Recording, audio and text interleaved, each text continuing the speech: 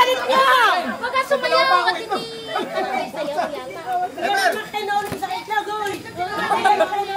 Bigyan nyo na itlog si Loli!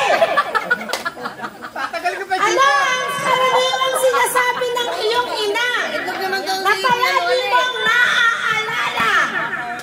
Naku po, ang hirap. Di ba lang mababa ang grade, basta makapasa lang, makapagtapos ka.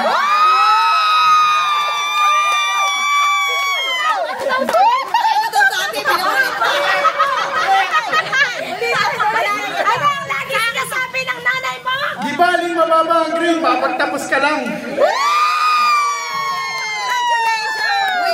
Winning answer! Hindi na niya ako binati. Naiyak to dito na, naiyak. Patayin mo! Ang bagay na yan, grabe mo wala.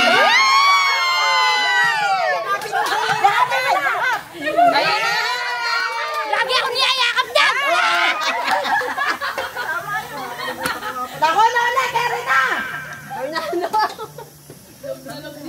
Lola, ito! Ano ang pinakamagandang aral na natutunan mo mula sa iyong ina? Wala lang, maging isang mabuting tao lang. Batiin mo naman! Batiin mo na! Ang mag-isi mo.